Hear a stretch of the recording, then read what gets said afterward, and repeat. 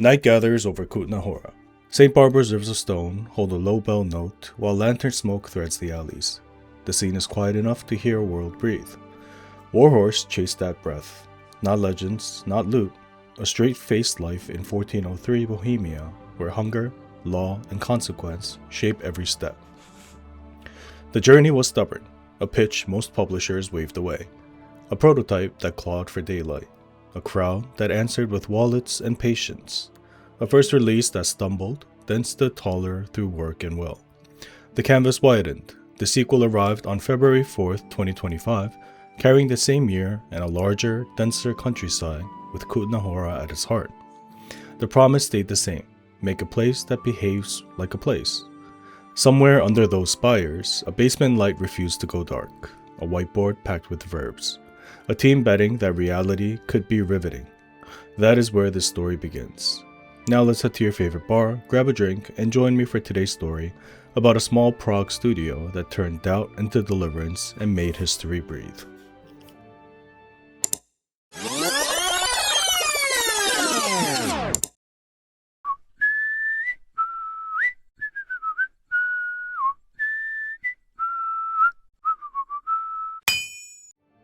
Before the studio we know and love had a name, there was a man who wanted games to behave like real places and let story follow the rules of those places. Daniel Vavra was born in 1975 in Rignov nad Nezu, then part of communist Czechoslovakia, and moved to Prague as a child. Growing up under censorship while surrounded by castles and old towns shaped a preference for authenticity over spectacle, and a resistance to being told what stories should be. As a teenager, he pursued computers and art as they became available. He studied applied arts in Turnov, then worked in graphic design and wrote for the Czech Games magazine Level. The demo scene and journalism years built range across art, code, and critique, and connected him to a small but ambitious local industry. In 1998, he joined Illusion Softworks in Prague. The Mafia studio, not that Illusion. Illusion years distilled. Hidden and Dangerous taught production at scale. Large asset pipelines, strict milestone gates, the patience to test and retest systems until they held together. Mafia in 2002 let him lead design and writing on a period world. The work drilled a habit that would define his later pitch. Set a place first. Understand how its people move. Let mission beats arise from the grain of that place rather than push against it. A few years later, he carried lessons forward into Mafia 2. The experience across a decade clarified a position, make worlds that feel researched and specific, and let story earn its weight from that grounding. Those years also widened the circle, late nights, shared labs, and the same faces arguing craft in Prague pubs. By 2011, he stepped away from the publisher path and chose independence. He reconnected with producer Martin Klima, a veteran organizer of teams and schedules from the tight Prague developer circle. He brought in designer Viktor Bokan, known for systems rigor and an eye for how AI and player intent collide. Over coffees, notebooks, and old builds, the three compared notes in offices and pubs and found the same center. Build a historical open world set in 15th century Bohemia with no fantasy layer. Let hunger, law, reputation, and time shape play. Then trust that players would meet the work halfway. And that's how Warhorse was born. The company was incorporated in late summer 2011, and hiring started the following month. The first office was a brick building with a tall chimney and a small floor plan that filled quickly. 13 people made up the opening team. Desks arrived, whiteboards went up, and the founders shifted from pitch language to production milestones. A paper bell went above the sprint board as a joke. A big map of Bohemia went on the wall for real. Cardboard boxes became side tables until the courier found the rest. Publishers liked the craft but struggled with the shape of the bet. The pitch was a purely historical RPG built around a blacksmith's son and a world that moved by the clock. That read as niche when the market tilted toward power fantasy and clear genre labels. Several teams judged it too historical and too hard to position, and warned that the absence of miracles and monsters would narrow the audience. In meetings, the same questions wore different jackets. What shelf does this live on? What tag sells this in 3 seconds? To change the conversation, they chose an engine that could sell the countryside on site and built a vertical slice that proved it could carry play. CryEngine offered strong renderings for fields, hedgerows, and forest light. But that engine had a downside. It was tuned for shooters rather than a large, systematic open world, so the team shouldered extra work on AI behavior, streaming, and mission tools. The slice put those pieces in one place. You could ride out of a village at dawn, meet a road patrol by the next wood, and feel a fight reward timing and patience rather than flailing. You could follow a clock instead of a waypoint and find the person you needed where they would naturally be. It turned the idea into something that could not be waved away. Sun in the mail, mud on the boots, doors that locked at curfew. Show, don't argue. Prototype made visible. Inside the slice, horseback travel was more than speed. Roads felt like guides rather than rails, with mounts settling into an obedient line on packed earth and faltering in brush if pushed too hard. Early errands moved by the hour. A blacksmith left the forge at dusk and drifted to the tavern. The conversation moved with him. Combat read as craft. Strikes mapped to clear lines, stamina punished greed, and a single mistake could tilt momentum. It was small, but it behaved like a day. The rule was simple: make the place behave, then fit the quest to it. How the founders divided the work. Klima set the scaffolding, budgets, schedules, risk lists, a ladder of deliverables from prototype to vertical slice to milestone builds. Bokan owned the logic of systems, routines that could collide without tearing quests, guards that remembered infractions without turning the town into a riot, an economy that could absorb petty theft without snapping. Vavra drove the spine of place and story, what the countryside looked like after rain, why a bell moved people, how a simple errand could become a moral knot. Together they kept a standing ritual: play the latest build at noon, argue it at 1, adjust it by dusk. Within roughly a year and a half, the prototype behaved like a small version of the finished game. You could leave a village at dawn, follow a lane through wet grass, and find trouble in the next wood. Fights rewarded timing and patience. Roadside chapels, hedgerows, and a curfew bell stitched the hours together. The build showed promise, but the market around it was shifting. Platform transitions made forecasting harder, and a purely historical role-playing game looked like a risk next to fashionable trends. Meetings dragged on without a clean yes. The team kept improving tools and preparing new demos while the bank balance tightened. Sprints finished, signatures didn't. The trophy arrived in 2013 and lasted most of a year. Funding did not come through as fast as headcount and momentum required.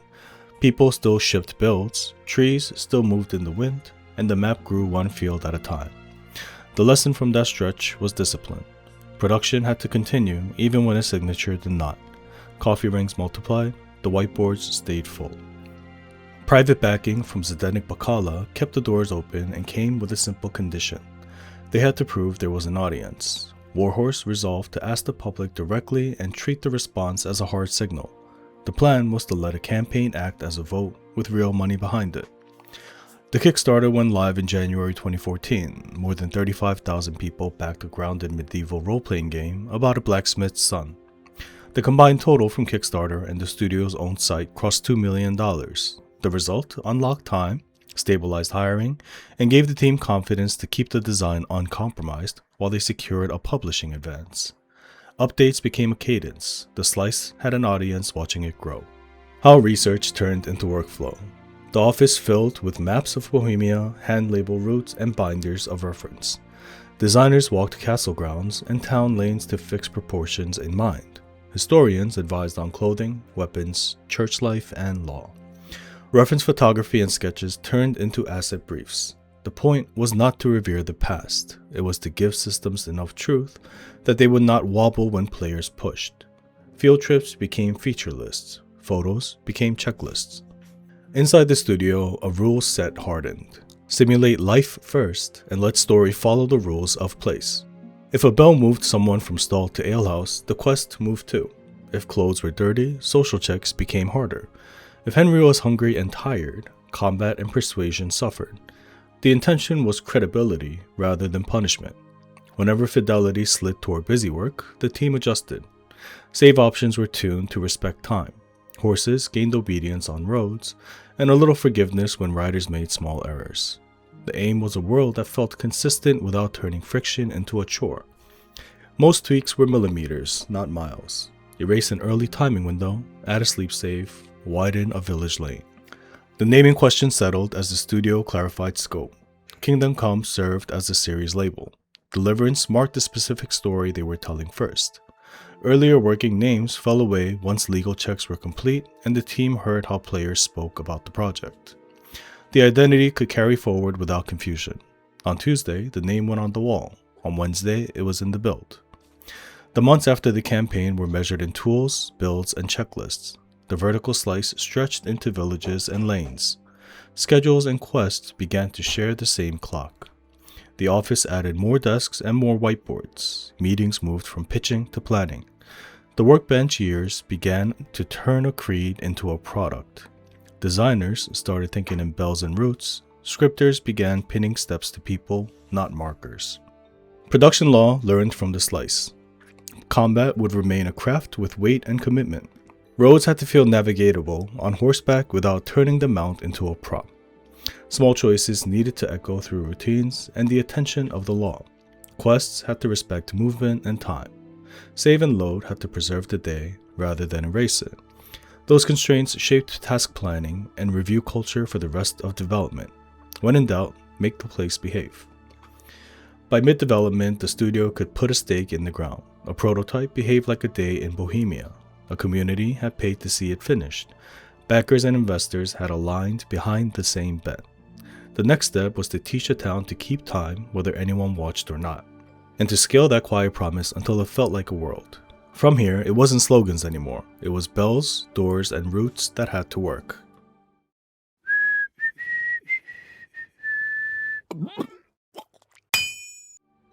The pitch had survived the room. Now it had to survive a day.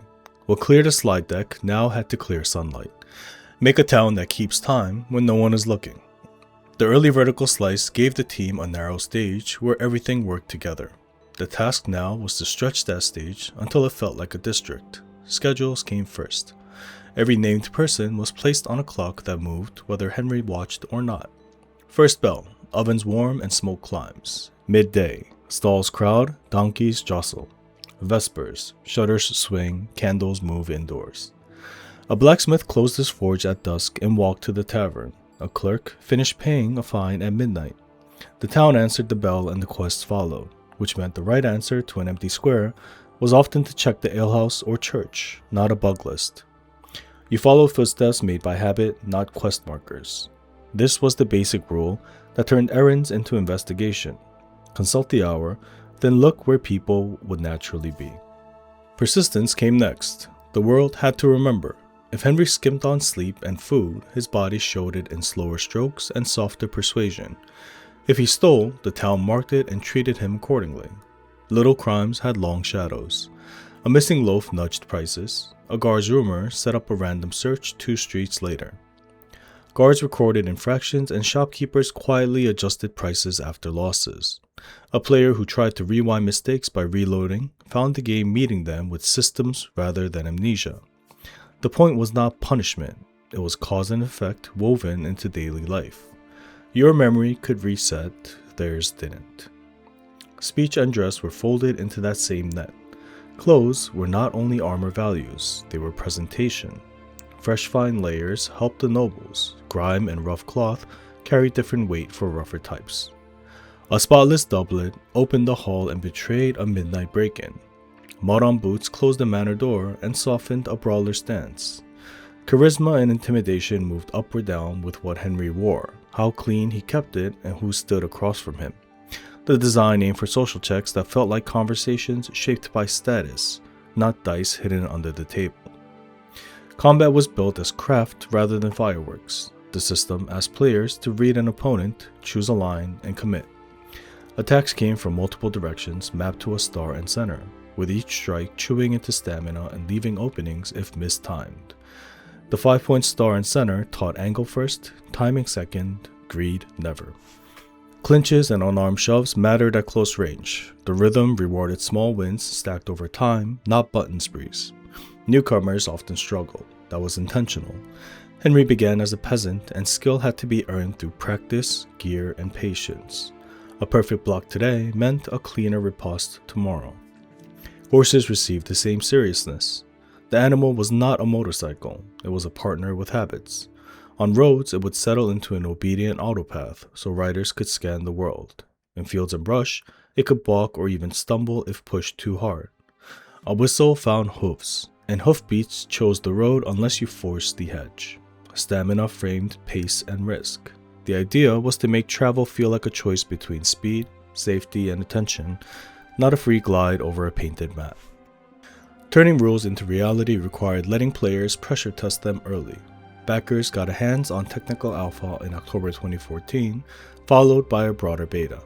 The alpha included a small village, a first run at combat, basic quests, an initial stretch of countryside, horses, and early routines. People immediately found the edges the team had missed.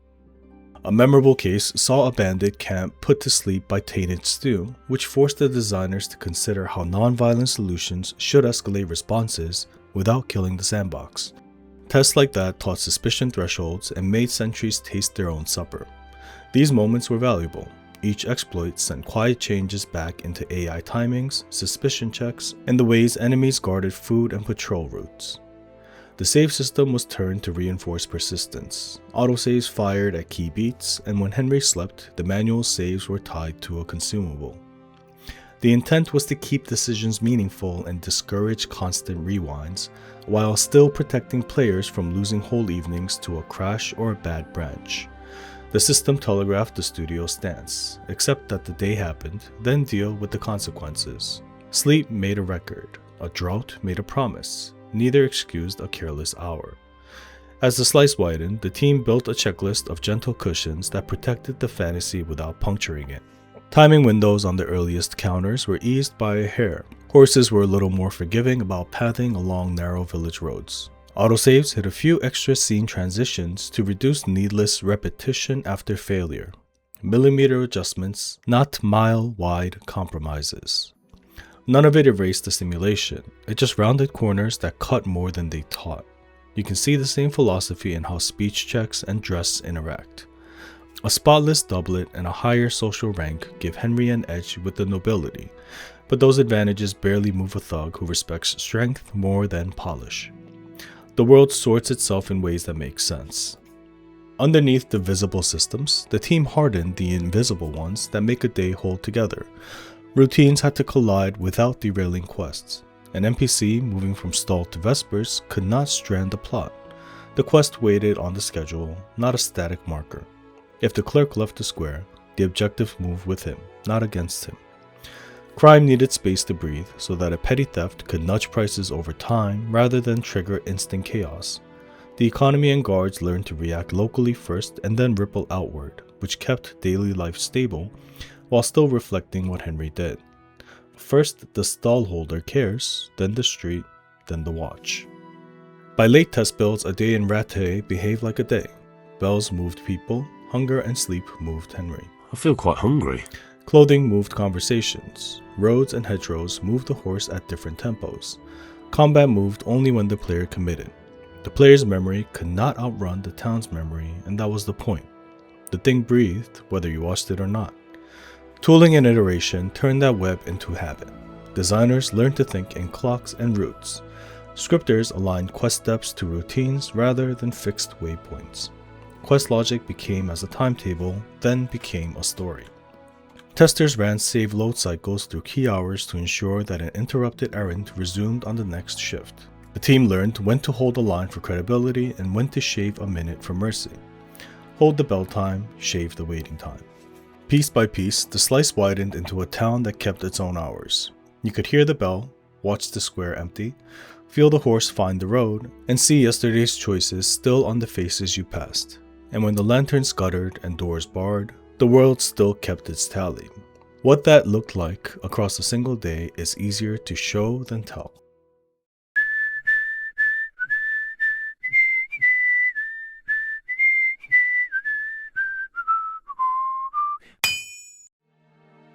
On February 13, 2018, Kingdom Come Deliverance arrived on PC, PlayStation 4, and Xbox One. Players woke in Skalitz, pushed through cinders towards Rattay, and learned to live inside a schedule instead of a marker. The simulation did what it promised. the first week also exposed every seam it had. Warhorse shipped a sizable day one update aimed at stabilizing quests, tuning performance, and sanding down early rough edges, and it landed immediately alongside release. Even so, a launch week produced the full mix: awe at the place-like world, frustration at broken steps, corrupted saves and edge cases, and the occasional villager walking into a wall rather than around it. Warhorse's answer was cadence. Spring through summer 2018 became a drumbeat of patches that prioritized 4 buckets: quest stability, safe progression safety, performance, and AI behavior. The studio hardened brittle quest chains and chase logic, reduced oddities and routine collisions, and made guard reactions feel less random. Most notorious blockers had moved from daily reality to anecdote. Journeys were sturdier, and the town's memory stopped tripping over itself. The fixes were specific. Early on, players could soft-lock certain arcs when an NPC failed to path at the right hour. Community threads around quests like Ginger in a Pickle captured that pain and the subsequent stabilizations. Guard behavior that once felt jumpy, over-eager searches over minor crimes, over-tight patrols, was reweighed so suspicion rose more locally and cooled more naturally. Economy ripples calmed as well. Petty theft still nudged prices and raised brows, but it no longer knocked whole markets sideways on a bad afternoon. Players stayed because the world remembered. Clothing cleanliness and layering quietly moved charisma and changed how conversations landed. Fine, clean layers opened doors in halls that ignored a mud-streaked tunic. Schedules taught patience. Miss the clerk at Vespers in the square, and you'd find him later where a clerk ought to be. Crime left fingerprints across the day. Small thefts pricked prices and drew guard attention hours later. Those were not theme park rules, they were habits of a place. Beyond repair, Warhorse began to widen the map with a single promise: more life inside the same rules. The roadmap unfolded in 4 beats, then a bundle. From the Ashes in July 5, 2018 changed play patterns by handing Henry a ruined hamlet. Village management became a new loop: recruit craftsmen, decide which buildings to fund, juggle reputation and finances, and accept that not every upgrade can coexist. It was still Bohemia, no fantasy gloss, just a new responsibility that leaned on the same economy and law. The amorous adventures of bold Sir Hans Capone, October 16, 2018, lightened the tone with courtship schemes and capers that still ran on schedules, social checks, and reputation. More ways for the same systems to collide. Band of Bastards, February 5, 2019, tightened the camera on combat. Escort work, skirmishes, and route defense emphasized timing windows, clinches, and stamina over flash, pushing players to read fights rather than to button through them. A Woman's Lot, May 28, 2019 on PC, released to consoles later, shifted perspective to Teresa and laced the familiar world with new quests and rhythms. The same town, another way to notice its rules. That same day, the Royal Edition bundled the base game and all DLC, giving newcomers a complete package under one label. Underneath the content, the player base grew fast enough to prove the point. Within days, sales crossed 500,000, within 2 weeks, 1 million. The simulation had found an audience that wanted consequences, patience, and a town that could keep its own hours. Over the following years, those numbers would climb into the many millions. By the close of its first year, Kingdom Come had settled into what it wanted to be. Not a set of levels, but a lived-in web of cause and effect that the studio kept tightening. Player stories, drug stew at a bandit camp to avoid bloodshed, a muddy shirt turning a speech check, a clerk found exactly where the clock said he'd be, circulated because the systems allowed them. Reviews that flagged the jank also pointed to the uncommon feeling of inhabiting a rule-bound place, and that feeling is what held the community. Success bought time, but growing up would take a partner.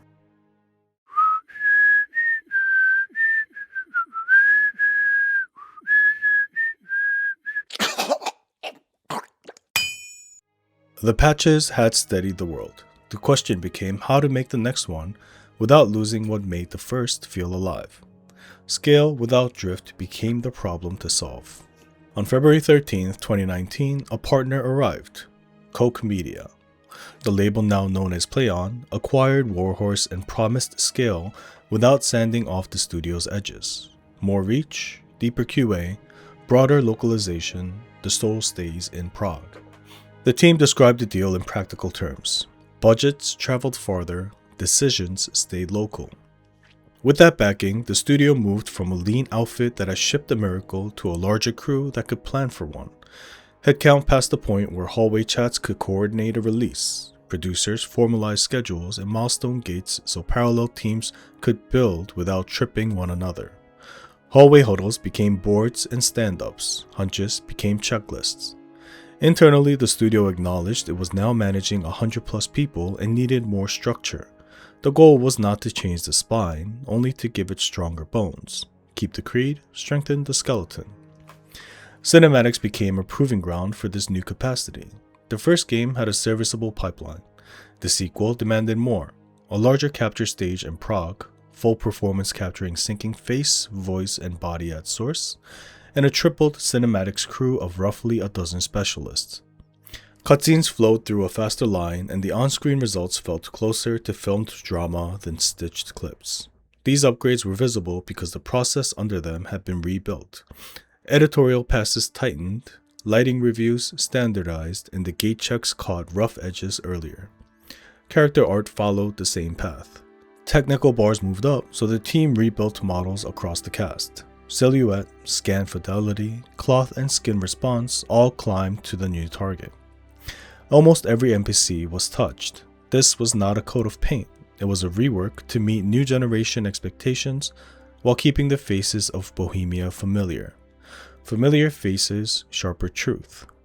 In parallel, animation systems absorbed the richer capture and the new meshes, so expressions and gestures landed with more weight.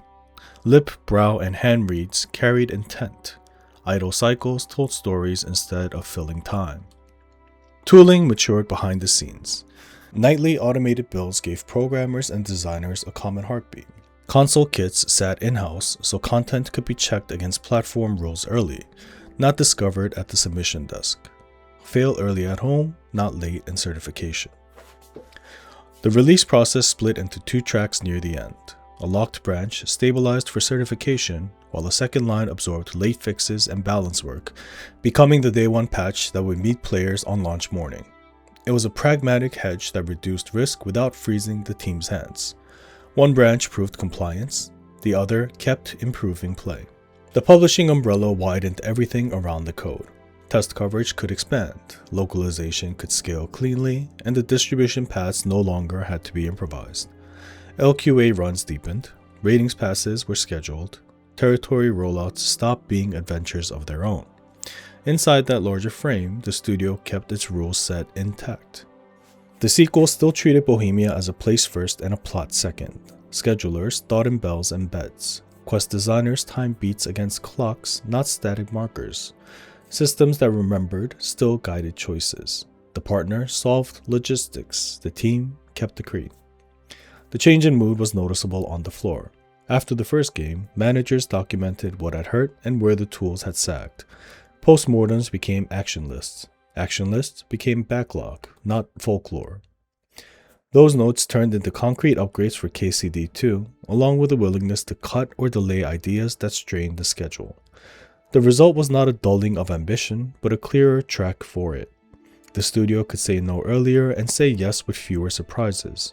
Sharper scope, steadier pace. By the time work turned toward reveal, the shape of the sequel's production was clear. Bigger capture, stronger models, steadier builds, and a submission path that respected the clock. Plus a staged day 1 patch without panic. The creative spine remained where it had always been, in the streets and fields of a country the team knew well. A steadier studio was ready to show its work. What came next was a promise made in a cathedral and a date circled on the wall.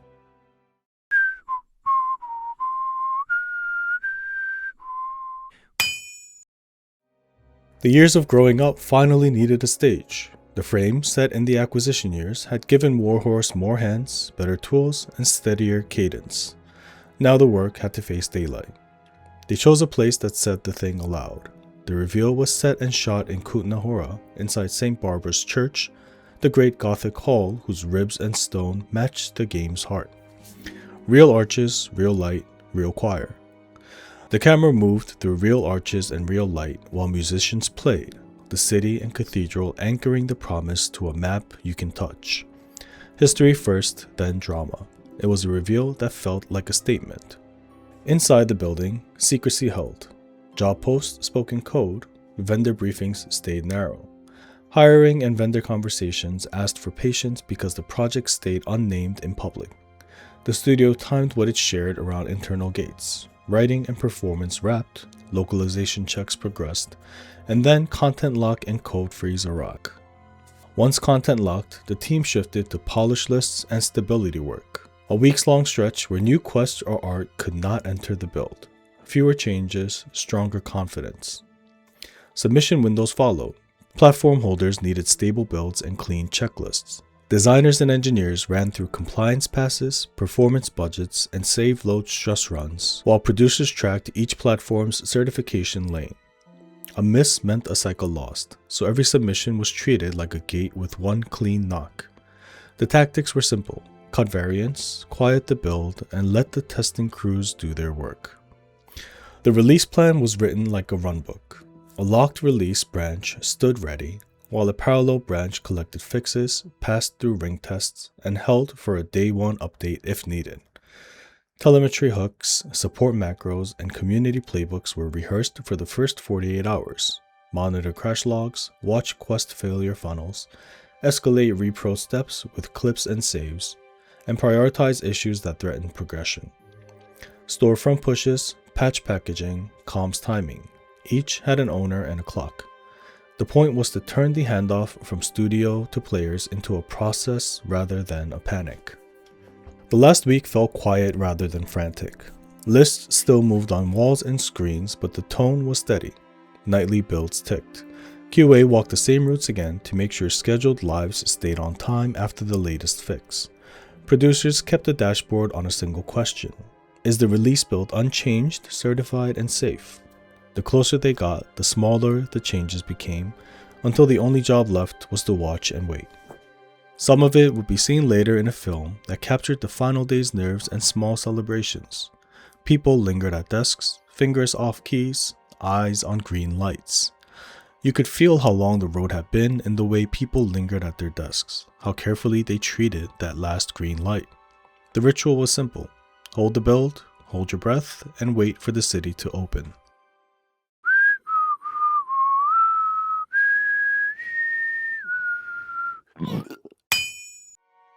The countdown ended where the reveal began, with a place. Stone, bell, and street gave way to footfall and breath, and the first door unlatched to cold air and torch smoke. The doors opened on a larger Bohemia. The sequel arrived on February 4th, 2025 on PC through Steam and Epic, and on PlayStation 5 and Xbox Series consoles. Mark the date, feel the day. Kutná Hora anchors the sequel as a real place made walkable. Streets pull from the stone and timber of medieval Bohemia, then tighten distances so a day still breathes like a day.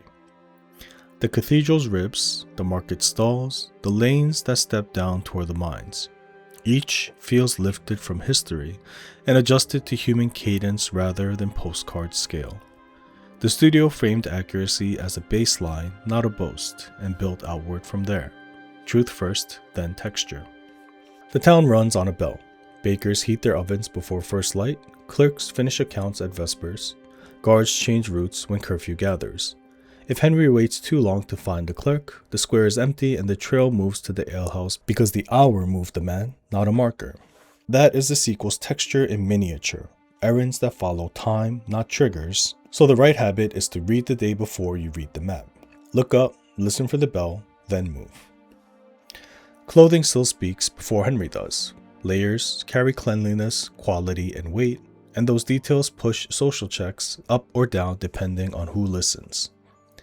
A spotless doublet opens the wood panel door to a noble's patience, then betrays the same Henry when he sneaks past a sleepy yard at midnight. Ugh, you're ugly. Now I know why you wanted to be in the dark. Anyway, carry on. The shine raises visibility and the rustle adds noise.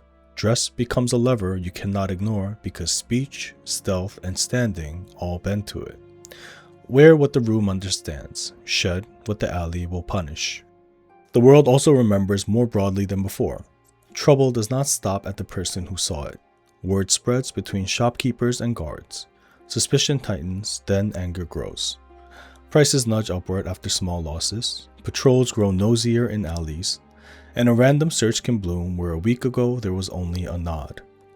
Law still begins local, but ripples now carry farther, so a careless petty theft in a market can sour a whole quarter by the next visit. The simulation enforces the social math gently, then insistently, until habit becomes prudence. You teach the town who you are, it answers in kind.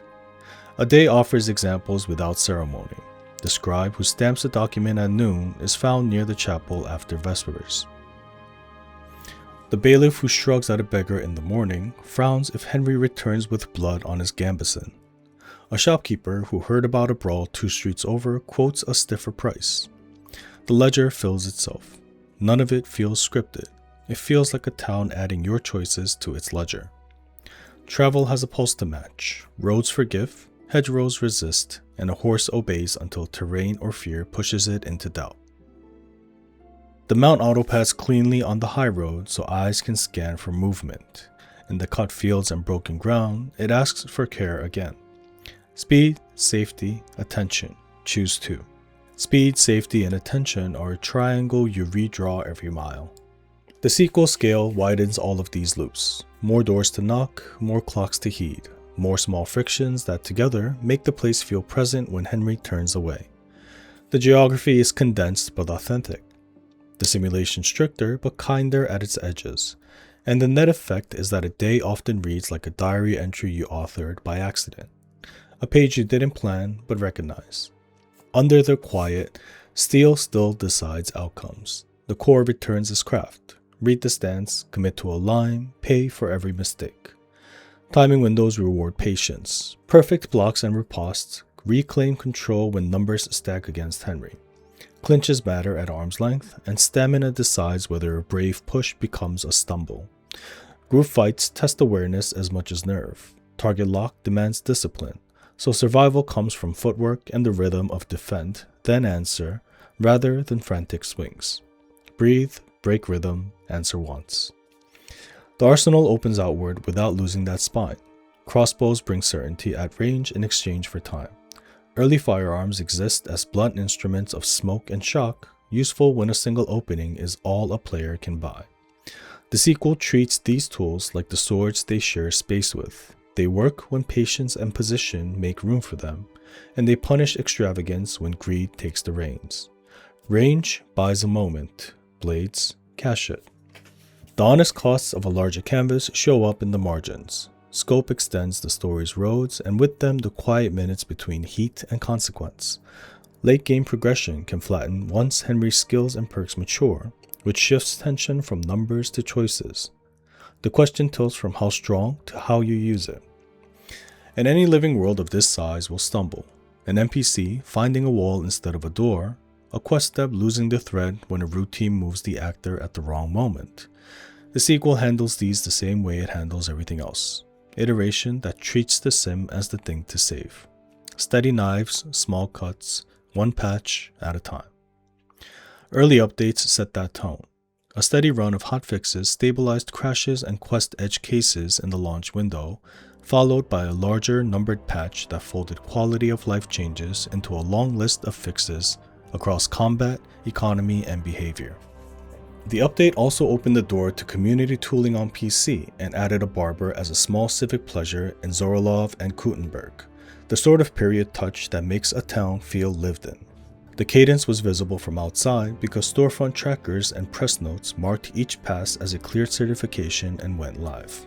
From the player side, you felt it as fewer stumbles and more days that simply held. On the ground, those fixes mattered where players felt them. Quest stability improved in places where time and schedule once collided. Guard reactivity smoothed, so suspicion built like weather instead of flipping like a switch. Pathing grew less fussy in tight lanes. Combat saw small corrections that made timing read more clearly without sanding off its demand. The barber and workshop support did not change the creed of the game, but they signaled a studio tending both the street and the scaffolding. You got a steadier clock and a sharper mirror. Reception settled around the same thing players praised in the first game, a place that behaves. Reviews often spent their longest paragraphs on routines, on conversations that opened or closed based on dress and hour, on the feeling that the town remembered who Henry had been last week. Sales and sentiment followed that gravity. Curiosity turned into habit. Habit turned into home. The numbers matter less than the pattern they describe. Curiosity turning into habit because the world kept its side of the bargain. Funny enough, I remember the people. Who works the forge, who pours the ale, where they sleep, how they pass their mornings, in every village or castle I've set foot in. I remember them, and that right there is connection. That is living. Names fade, the bell times don't. There is more to come, but the sequel already proves the wager again. Bigger maps did not loosen the rules. More tools did not cheapen the duel.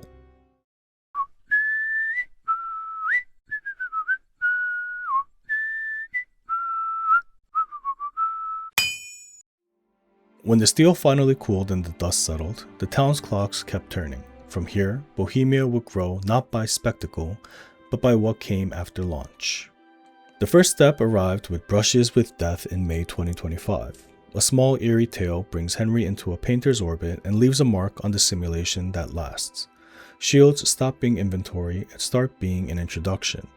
Henry can choose a form, layer fields and charges, and walk back into town carrying a story on wood and steel. Banners ripple on the road. A coat of arms hangs from a saddle. Cosmetic in the ledger, identity in the square, because people in this Bohemia remember what they see. Fresh armor pieces and side tools slot into the same economy of consequence, but heraldry turns days into signatures. Next, Legacy of the Forge turns Kutná Hora from backdrops into workplace. Henry takes over a ruined smithy and makes it live again. The home becomes a canvas and the forge a rhythm. Shelves, hangings, benches, and the quiet clutter of a working house let players tune a space to their taste. On the anvil, orders from townsfolk set a loop of materials, heat, and time. Steel leaves with a name and returns as reputation, and the day fills with errands tied to neighbors rather than markers. The breadth of layout and decoration gives players absurd latitude, but nothing breaks the spell. It is still a craftsman's life with a bell at its center. Scope reads as expression, not advantage. The third chapter, Mysteria Ecclesiae, is set for November 11th, 2025, and bends the simulation toward inquiry. A monastery draws Henry into a dark tangle of illness and rumor. Sanctuary rewrites the rules. Voices drop in cloisters. Doors open for novices and close for armed men. Factions surfaced in quiet glances rather than open boasts. The loop becomes study, observation, and careful conversation. Clues accrete by candlelight while the bell sets the pace. The reward is not only gear and coin, it is knowledge that leans the town's next day. These additions matter because each one feeds the same core idea rather than pulling away from it. Heraldry makes memory visible. Homemaking makes a map neighborly. Monastic sleuthing makes time a tool. The expansion path is not escalation for its own sake. It widens the circle around a life already in motion. Alongside this, the studio opened the door for players to add their own threads. Mod support moved from promise to practice, and workshop pipes on PC gave creators a way to share tweaks and stories without wrestling the plumbing. On paper, it reads like a list of features. In practice, it keeps Kutná Hora from hardening because the same town can carry more than one reading. Players adjust balances, stitch in errands, polish the grind into ritual, and the place absorbs it without losing its character. You can trace the impact at street level. A painted shield is a calling card in a brawl and a quiet promise at a gate. A home with a working yard changes how Henry spends an evening, because a neighbor's request can send him to the edge of town with a bundle of tools and a deadline. A night inside the monastery wall forces respect for the clock, because vespers move suspects and silence carries weight. The sim keeps learning, habits keep forming. Patches thread through this life like maintenance on a mill. Stability updates smooth quest joins and edge cases so new errands can sit on an old spine. Balance passes tune suspicion and prices to the shape of new behavior. When a feature nudges the economy or guard attention, later updates teach Bohemia how to absorb the change without cracking the day. And so the story circles back to the image that opened it. Night settles over Kutná Hora. Stone keeps its chill.